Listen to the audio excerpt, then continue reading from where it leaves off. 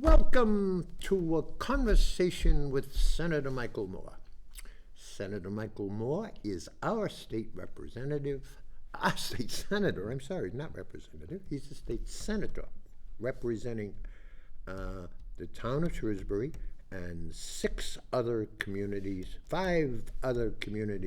around us, Shrewsbury being the most significant, as we know, because we're filming in Shrewsbury, okay? My name is Kevin Byrne, and Senator. How are you, Kevin? I couldn't be better, really. I could be a little drier. We are taping this program on, what's the day of the week? The 18th, December 18th. Yeah, December 18th. Monday. In which things will probably be dried out before most of you see this, but we have had torrential rain with extraordinarily high winds, and it's been absolute chaos. My backyard is an absolute pond. But if we could put a little fence around it, we could Get some ducks back there. Maybe having no ducks back there. We got a pond in the front that has fish in it, okay, but that's a built thing. This is nature's thing anyway. And Michael Moore just told me in Millbury, where he resides, they got no power. Yeah, there's well, not the whole town, but the section of Sections town. of it. Right. Trees. I mean, a lot of think the there's trees. between 300 and 400 people right now. Yeah. Homes without power. Without power. Yeah, okay, so- we live on Elmer Circle, as a lot of people know, and Richard is the next street over from us.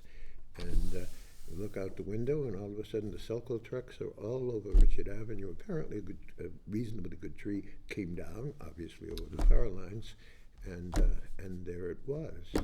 And what I'm told by people who know is the power is back, and Selco does a marvelous job. Yes. Selco is Shrewsbury's electric company. Yep. Okay, not National Grid, not Comcast, not whoever those other people are.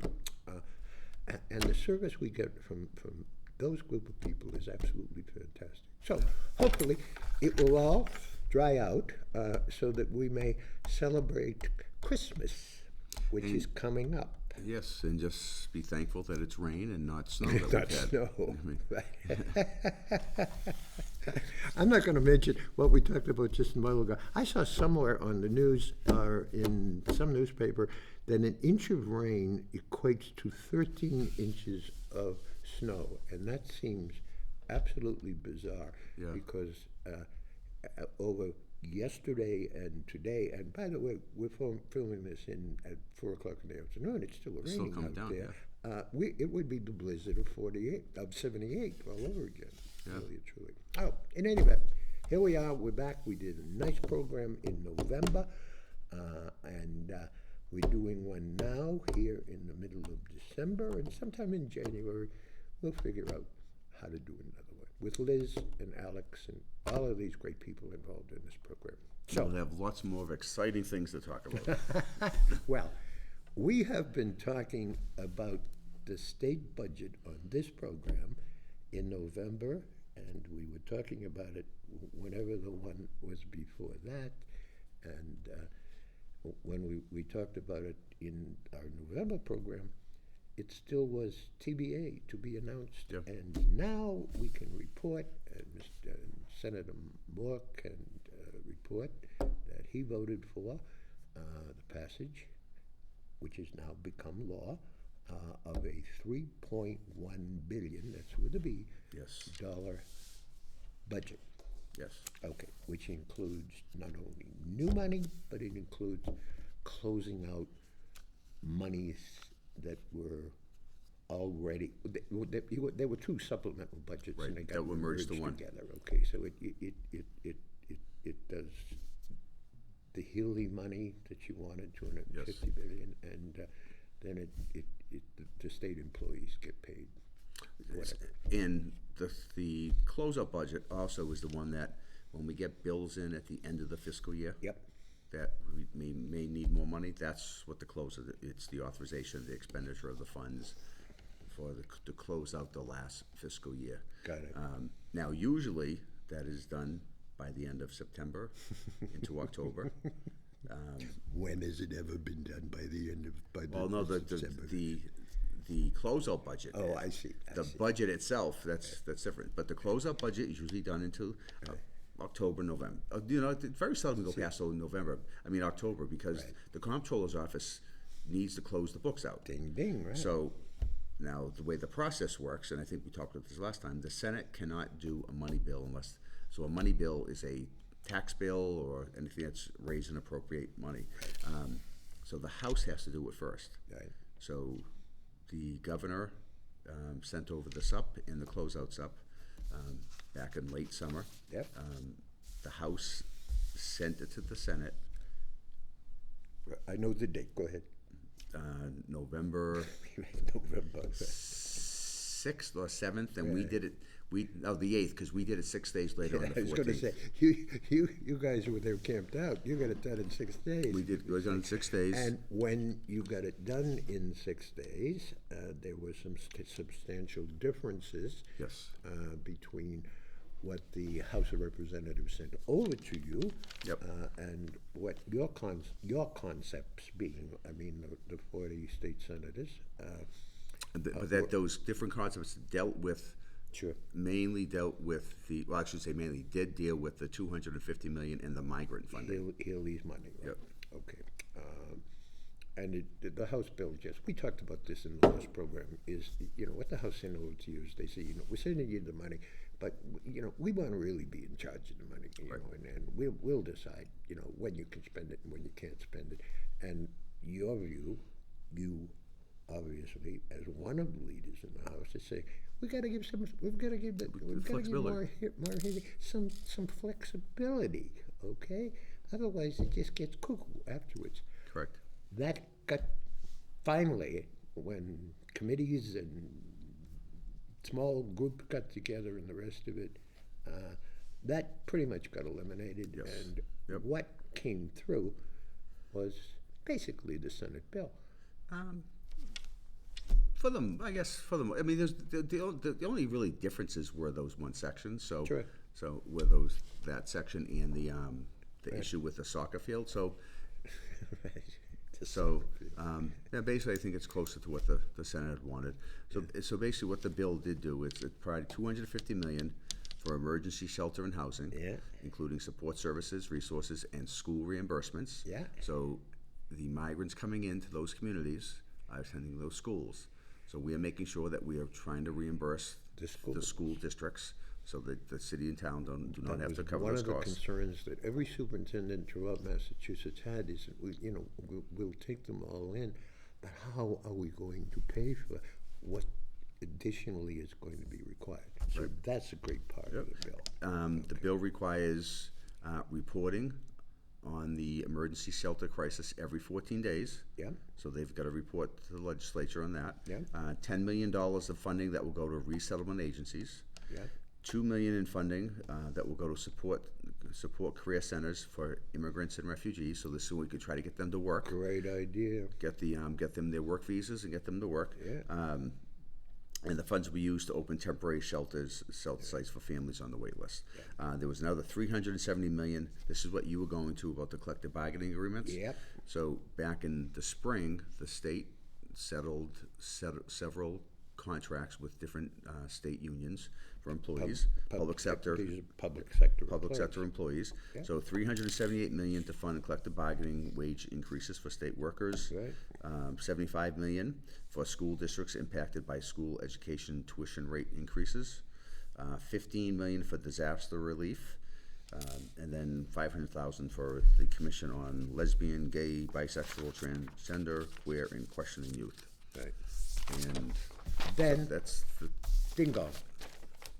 then the closeout bills. The soccer field came out. Yes. Okay. It never should have, it never should get put in there in the first place. And we talked about it, but Yeah. I would expect. So just basically for everyone, in case they forgot, basically what it is the Kraft family wanted to construct a Soccer field. professional soccer field in Chelsea. Right. That's part of the, Everett. I think the Port District.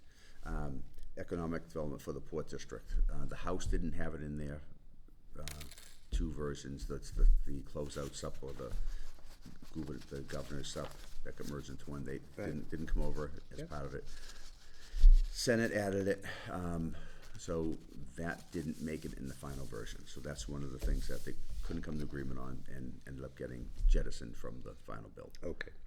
And I am only going to guess and surmise how it managed to get into the entire supplemental budget. That you always hear that happening on the federal level. You know, all of a sudden there's a big payment going out, and tucked in the bottom of his, a bridge over the Arkansas River or something like that. I understand politics, and that's the way that it works. Okay, so we're off. We are into fiscal 2024. Yes. Started July 1st. Yep. Okay, ends June 30th, 2025. 2025. Oh, 2024. Oh, sorry. 2024. Because we're 2023. You don't go 2 years. Yes. Okay, we're away. I'm still absolutely mind boggled. I'm writing out checks, December something, 2023. I said, how the heck did we get to 2023?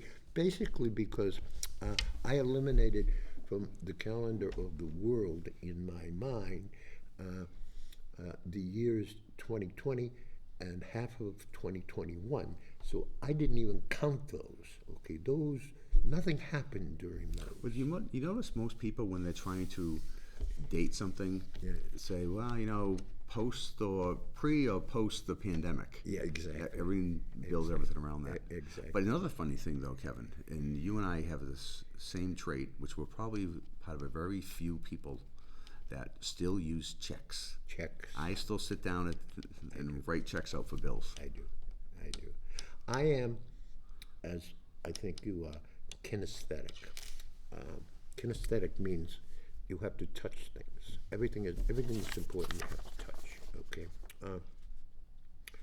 Alex sends me all of this material on things that are happening in the House and the Senate on by email. Yep. Okay. And my wife says, you got an iPad? Well, why don't you just put it on the iPad? I said, no. I can't write nasty things on that. And you do the same thing. My wife, Virginia, is totally electronic. Oh, I can't. I couldn't do it.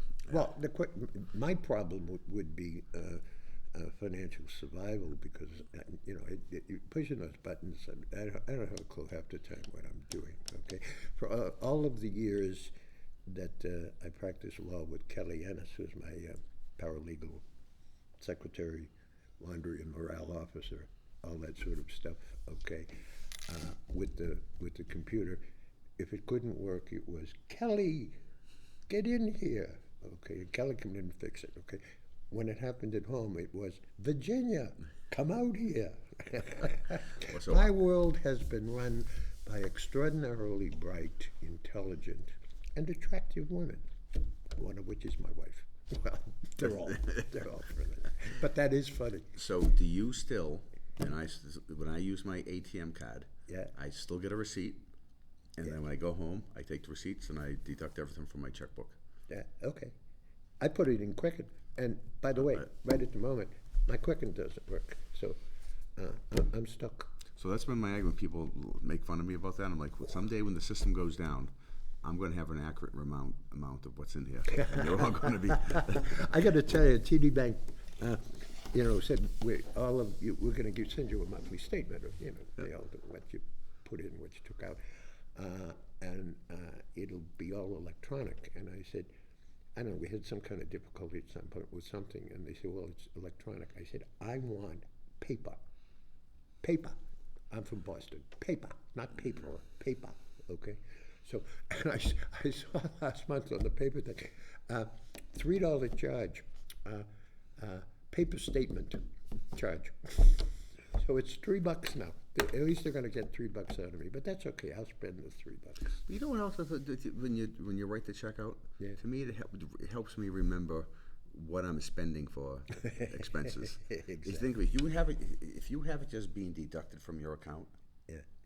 how often you're not really, it's coming out, you don't really check. Absolutely. This way, you get to see, you have to write the check out. Okay, this is how much I'm spending. I don't have to write the checks out. Well, I have to write them out now because Quicken doesn't work. But on Quicken, I have a printer and 3 checks, and at the end of my putting it all in Quicken, it press a button and it prints out the check. So fortunately, I had a Palmer Method certificate when I was in grammar school, which is what you got when you have good handwriting. Okay, it's been revoked 2 or 3 years ago by whoever Mr. Palmer is, because you could hardly read my handwriting at this stage of proceedings. Okay, for a while, let's talk about something else. There is a housing bond bill. Yes. Proposed by the Healy Driscoll administration in October. $4 billion plan to jumpstart the production of homes and housing.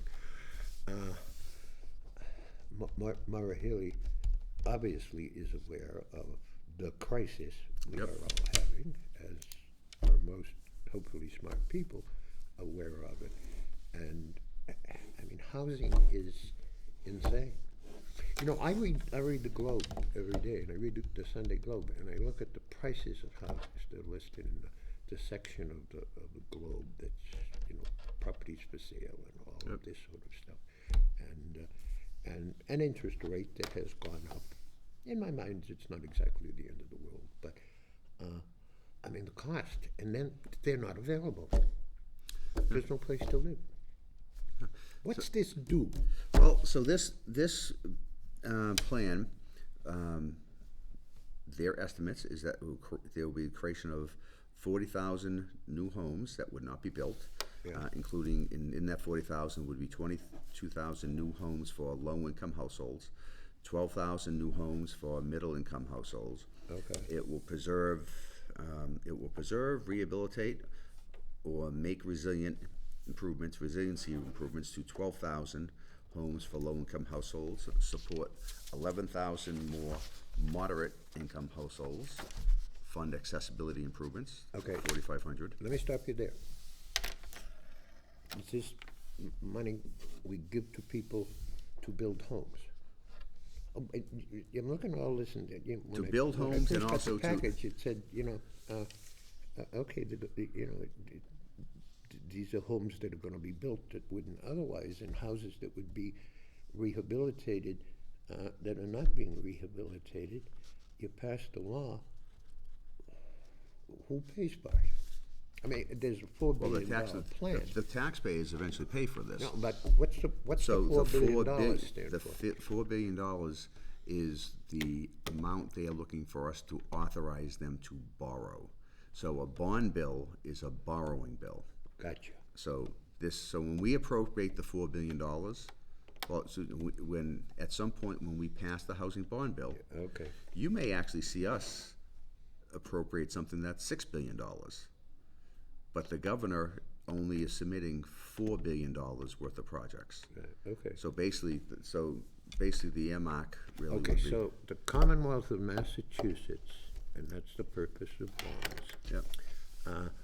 is authorized to go out And, and sell bonds, yes. okay? Yep. That people will buy because it's an investment, and you would do it as an investment that has interest attached to it, and the rest of it, like, you know, the old stock certificates that you used to Yes. have that Yep. were paper that you could hold on. Right. Okay. So that's what's going to happen. Okay. Correct. So what happens?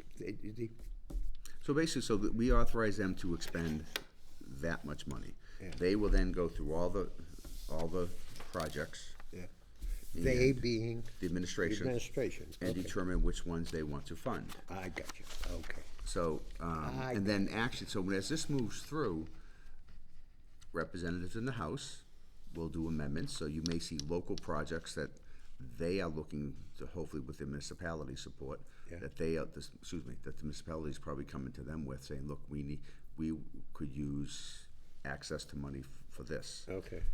Then when it comes to Senate, we would actually do the same thing. So that's really where you'd see some variation in the projects, or the value going up. Okay. But the administration is only authorized to expend that $4 billion. $4 billion. Yes. Okay, but once it becomes, just so it's clear to me, once it, assuming it passes, okay, and it's there, and they go out and whoever sells the bond, however that happens, Yep. there's $4 billion that's there that can come out.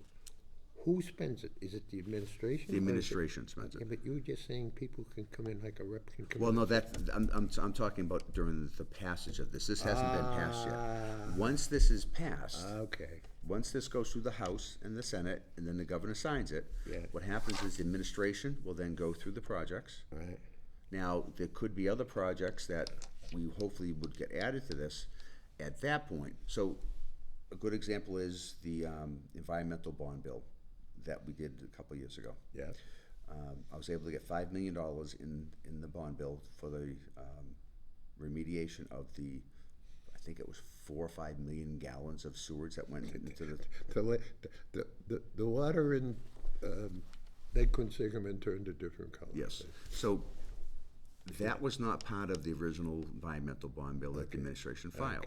all right. We got that added to the bond bill. Gotcha. So after that got passed, myself and the city of Worcester Yeah, then met with the administration yeah. and we showed the plan and what would happen. I And then they gotcha. determined, okay, look, we will expend some of this Okay, money on that. I got it. So now over the next 5 years, or 6 years, they will expend money to pay for the remediation of that project. Now, if I didn't get that in the bond bill, it's something that the state never could have come to assist the local municipality. That's right, that's right. So- so- it was, you knew there was dough in this bond, on The opportunity to get, bond bill. Right. So that you could go and do what you do well. This is important for this community. Yeah. Okay. So, and this I mean, is- it was Worcester, but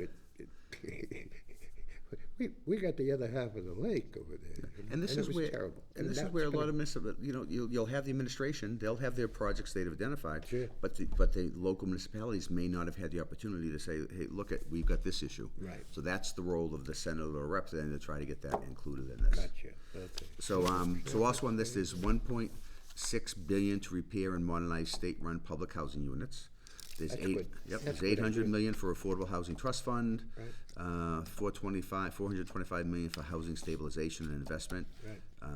There's 270 million to support innovative solutions to housing crisis, including conversion of offices and commercial space. 200 million for alternative forms of rental housing, including single-person occupancy units, transitional homes for homeless, and housing for seniors.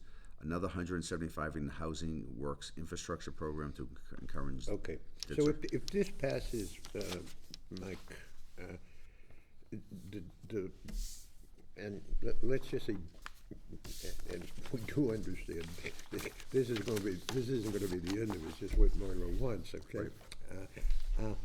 Then, if it's $4 billion, then like 1.6 billion is designated for Well, see cleaning what's- up public housing. So that 1.6 billion, Yeah. that's all factored in when the administration does their capital improvement plan Yeah. which they're probably finalizing now for next year. Yeah, They may only, so going back to that Shrewsbury, Yeah. the Worcester thing. Yeah. Even though it was 5 million, they only needed $1 million for the first year. So that 1.6 billion, when they look at funding this, they could possibly sit back and say, okay, well, we only need 50 million this year. Okay. So they're only spending 50 million of the allocation authorization. Gotcha. And then they could be going through the 800 million saying, okay, well, the Affordable Trust Fund, we only need 10 million this year. okay. So they spread it out over the duration of the bond bill. Of the period of time. Right. Okay, it's great, great idea. Gotta do something about the housing. The prices of houses are just absolutely insane. And by the way, when I read, and you just said, 1.6 bill modernized state-run public housing, there was a thing in the Telegram and Gazette that actually seemed pertinent to the world as I know it, in that newspaper, that the Lakeside Apartments, which are basically part of Great Brook Valley over there, they're gonna redo the whole thing, and they're gonna demolish some of it, put new stuff up and all Yeah. all that sort of good stuff. I have no idea what the funding for that is, but it could be something tied into this. Could be tied into that. So there's three other things that they have part of this that aren't really. One of them is funding, but not funding. It establishes a local option that would allow municipalities, so it would be up to the city or town, to establish a real estate transfer tax between 0.5 to 2% on property sold with a value of more than $1 million, or the county's median home sales price, whichever's higher. So this is another closing cost when you sell your house. Basically, yeah. And so we've had over the years. It There started is off. one now, but didn't they just up the number? Okay. They maybe. for years, I think it's Martha's Vineyard has been trying to do a home rule, and the legislature's never acted upon it. Then over the last couple of years, some other communities have tried to do the same thing. Yeah. Now the problem with this is, The problem with this is we have 24 seconds left. and of it this adds. So the problem with program. this is it adds More a debt. higher cost. I got so, you. Okay, look at. So Merry Christmas, Merry Christmas, everyone. Christmas, okay. Happy New Year. Everybody have a wonderful holiday, and let's keep our fingers crossed on 2024. Thank you so much for watching. Please be aware we're going to be back again very shortly in Yes. January. Bye. Good. Actually, we did it on time. Yeah.